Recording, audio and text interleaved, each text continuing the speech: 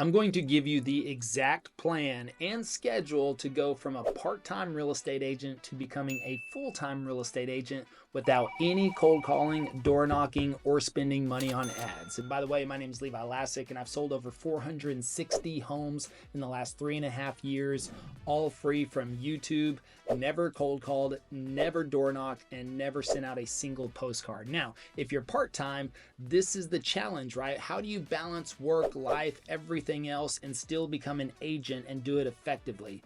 I'm going to show you exactly how to do that, plus have your weekends off, plus spend time with your family every single weekend so you don't sacrifice that as well. Now, it is going to take some commitment, but I'm going to give you the exact plan of how you start to do this, starting with waking up. All right, and I don't know how much you sleep either, but I'm going to base this off of 8 hours of sleep. If you sleep less than that, great. If you sleep more than that, you're going to have to make some adjustments. And of course, all of this is subject to change based on what you actually do. But I just figured I'm going to give you a lot of benefit of the doubt. So I'm going to assume that you're working a 9-to-5 job. So I'm going to get up at 6 a.m. first of all, and from 6 to 6:45 a.m. is going to be God, goals, and gratitudes. Now, if you're not a believer, then I guess you can remove that part. Maybe you meditate, do something else, yoga, I don't know. But you can, for me personally, when I get up first thing in the morning, and by the way, this is at 4 a.m. for me. So I'm also assuming that you're not that much of a morning person, but you are going to have to get up a little bit earlier, especially before you go to your job, if you want to accomplish everything that we're talking about today. So let's say 6 to 6:45 a.m. is God, goals, and gratitudes. Now, what does that mean? That means that first of all, I always start out with reading scripture, and of course, giving my thanks to God, and just kind of taking a moment from there. You know, for me, that takes anywhere from 20 to 30 minutes. And then I'm going to move on to my goals and gratitudes. And that is literally writing out my goals and gratitudes every single day. So I like to use these little books. They have about 27 lines on them. And I write out a goal or gratitude or something that I want to accomplish for each and every line. So it's got to be very short, concise, and to the point. So I usually start out with spiritual, then I go to business, and then I go to personal, really, is what those three main categories: spiritual, business, and then personal. And then I finish up with like a couple of gratitudes. I'm not a big, I like myself or anything like that. Really, my last one is I am grateful. You know, my very last one that I always write is I'm grateful. But my first one always starts out with God. And so that's what I'm working on with that. But I have many, many of these books dating back to 2014, I believe. So now it's been a decade that I've been doing this. And so just take that first 45 minutes, which means you don't have a lot of time to screw around in the morning either. Like when your alarm goes off, my phone sits across the room, so I actually have to get up and go grab the alarm. Now, the best thing you can do is just keep moving. Go head to the restroom, start to put on your workout clothes, do something like that to get in motion. If you get in motion immediately, you will wake up faster. If you go back to bed or start scrolling on your phone, your time's going to go away very quickly. I mean, you could fall asleep and it may feel like 5 minutes, and then next thing you know, you fell asleep for an hour and a half. You start scrolling on your phone, checking email, you're going to get completely distracted. You're going to lose track of time. The next thing you know, it'll be 6:30, 6:45. You won't have your time to do what you need to do, which is God, goals, and gratitudes, all right? So you got to get up. And for me, that is setting my phone. Even after all these years, if my phone was right beside me, I would literally hit that snooze button or turn it off, and I'd probably fall asleep accidentally. You know, I wouldn't intentionally fall back asleep, but it's just natural, right? Hit something. And sometimes when my phone's beside me, I've hit my alarm in my sleep, and then I'm like, wait, I don't even remember hitting my alarm. So mine sits across the room. So I actually have to get up and go and turn off the phone. Also, little quick fun fact is I have my alarm set to ocean waves and birds. I don't like to wake up to jarring alarms or anything like that. It's just nice to wake up and I hear birds chirping and the waves crashing. And I think to me that's a lot more peaceful way, because it doesn't just jar me out of sleep, like alarms might do, especially the ones that are really overbearing or something like that. Now from 6:45 to 7:30 you need to get moving. You need to do some type of workout. If you're not a big workout person, go for a walk. I mean, that time is going to probably be pretty quiet in your neighborhood or wherever you live, and you're going to go out, gather your thoughts, and at a minimum, just go for a walk. If you're a runner, go for a run. If you like to hit the gym, you're going to have to be a little bit more flexible on your time here. So if you have a commute to the gym, you're going to have to factor that in and maybe make some adjustments on this schedule. If you have workout weights at home, that's an effective way to do it as well. Hey, you should check out my new community for free. It's where I host all of my more in-depth trainings, and you're going to get access to step-by-step courses showing you how to get buyer and seller leads for your business using passive prospecting, a supportive community of over 1,300 members, and weekly group coaching sessions you can attend and ask questions. Now, this community is all about passive prospecting and getting a quality buyer and seller leads through YouTube without spending a penny on ads or cold calling. Now, the link is in the description below, so make sure you join for free today and say hi to me when you get in the community. I look forward to seeing you there. So again, you're going to adjust accordingly how to manage all of this, but otherwise get moving in the morning, get it out of the way. For me, by the end of the day, I'm not usually motivated to work out. All right. So I've gone through a ton throughout the day, recording, meetings, talking, phone calls, everything. And yes, I know that can be a relief for some people, and that's great. If you want to work out in the evenings, you might want to flip-flop this schedule a little bit. But again, I'm kind of basing it off of what I would prefer, but also trying to consider what you may have to do while you're working a full-time job. Now, from 7:30 to 8 a.m., you need to get in the shower, get ready. Don't waste a lot of time here. I'm talking about shower 5 to 10 minutes. Get out, comb your hair, brush your teeth, put on your clothes, and get moving. From 8 to 9 a.m. is going to be your commute. Now, if it's any less than that, great. Then again, you got some time to add somewhere else.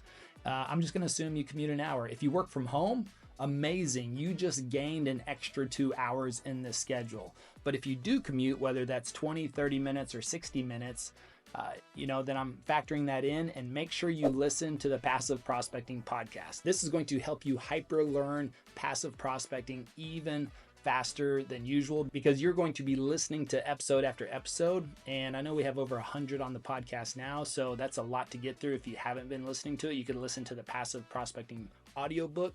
Again, hyper learn this information by listening to everything you can, starting out with passive prospecting. If you run through it, go back and listen to it again. You might pick something up the second or third time you actually listen to it. Now, from 9 to 5, I'm just going to assume this is whenever you're working your normal hours at your job, whatever the case may be. And if that is, okay, that's it. I'm just going to leave it at that.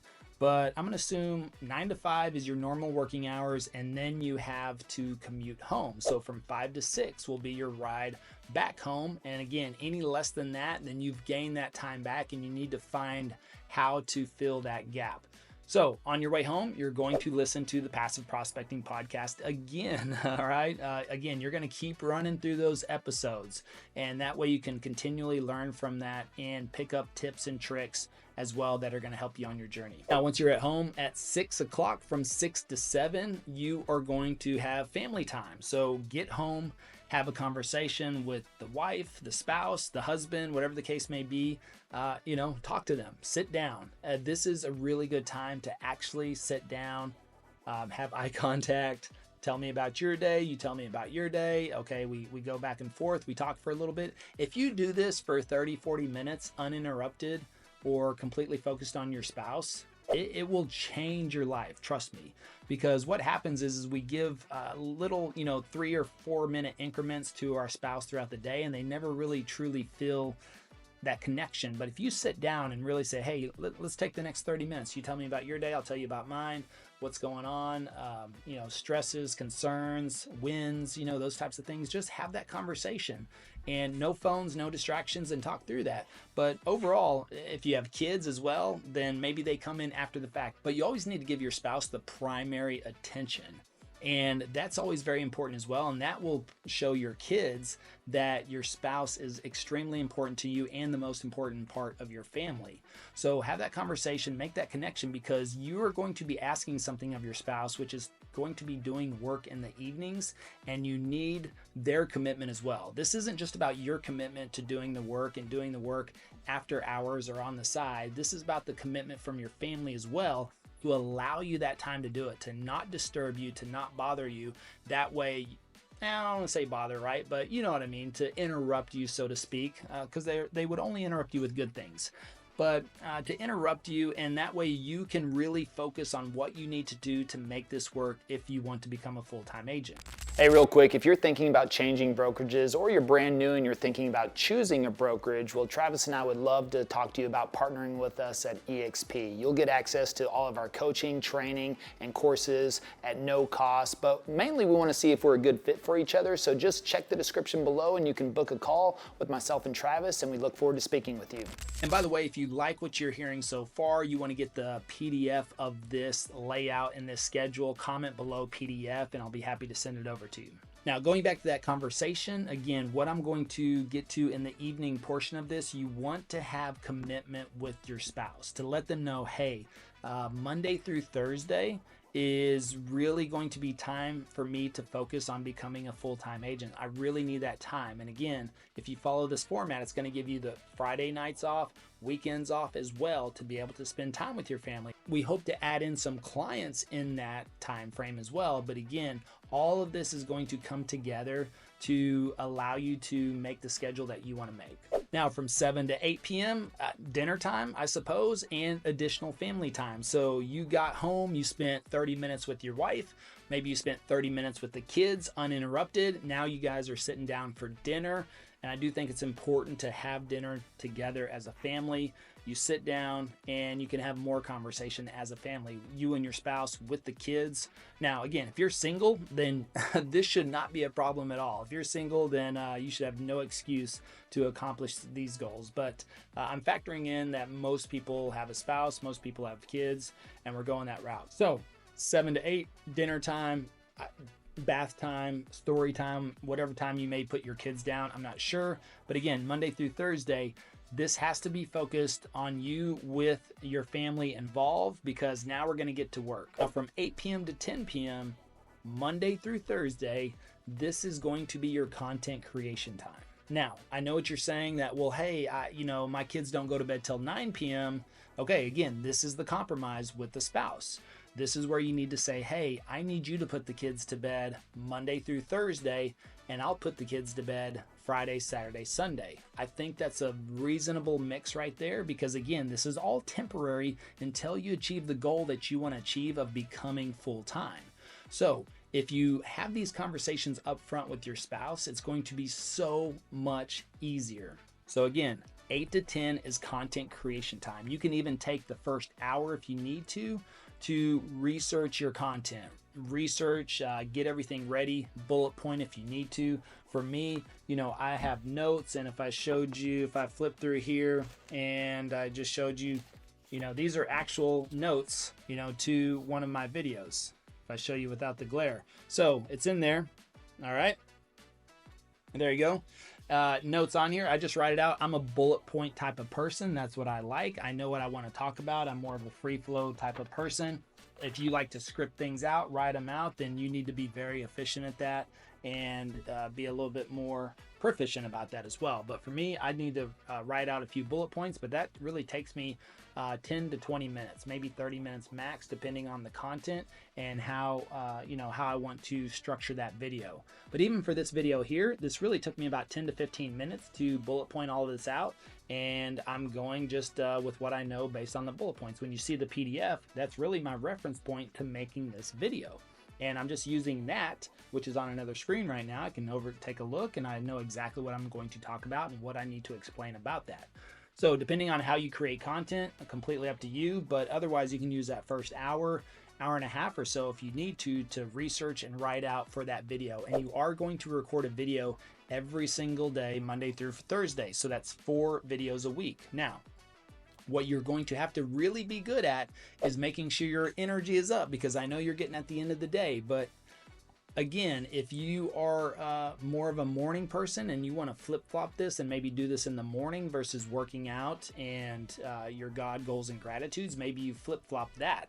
maybe so. That's up to you. If you want to take the morning, you get up and do this content research and recording of your video, and then when you come home in the evening, you do your workout, you do your gratitudes, your goals, and thank God. Then that could be really, really key. So again, use this how you see fit. I'm just providing you a basic framework here to give you a starting point. Okay, so by 10 p.m. we need to have researched and recorded a video, just one.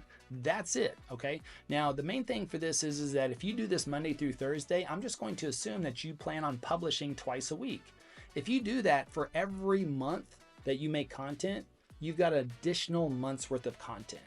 Now you're always going to be ahead of content because you're recording 4 videos a week and only publishing 2. So now if anything comes up, which we know life, health, family, real estate, all these things that can throw a wrench in our schedule, if they come up, the mother-in-law drops in one day on a Tuesday night unexpectedly, well, you have a choice. Either stick to your schedule or you fall off your schedule.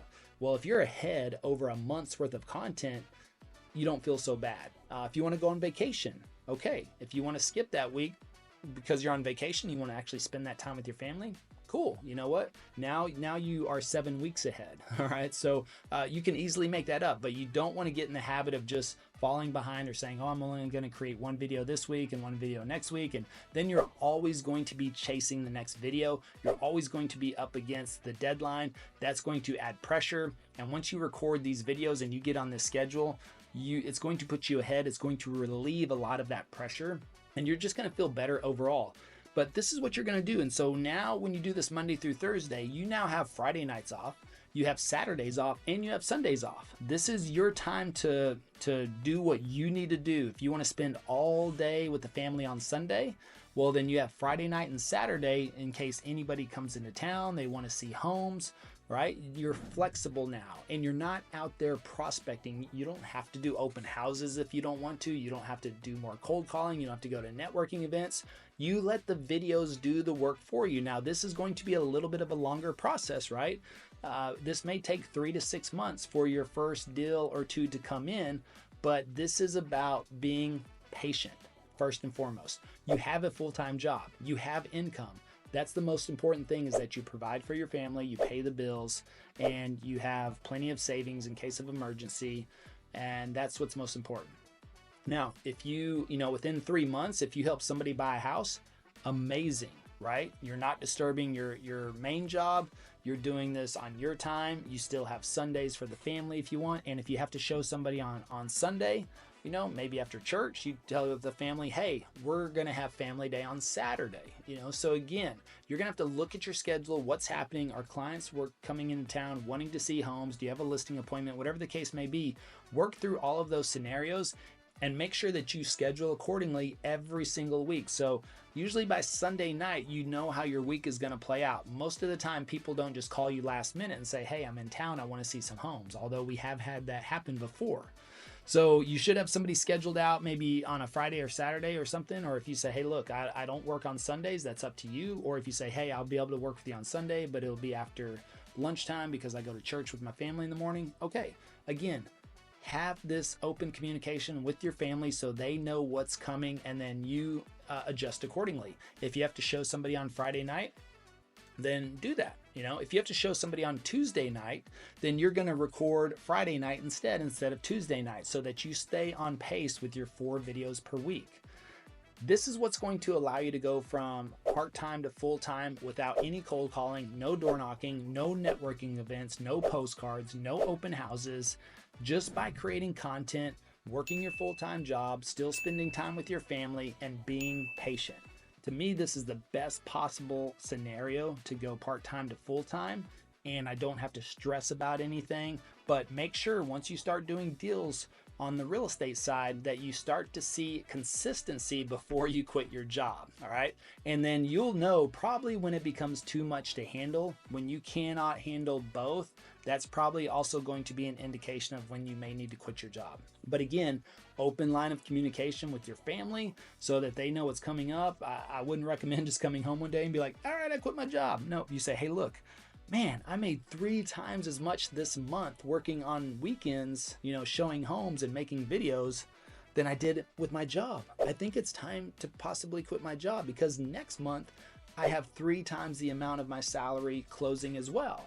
And I've already got 1 or 2 the month after that. So when you have 2 or 3 months of closings starting to build up, but also your time starts getting constrained with clients and responsibilities, those are all indications of whenever you may need to quit your job. But don't just quit your job when you get the first phone call or you close the first deal. You need to see some consistency, but also you need to be kind of backed up against the wall with your time.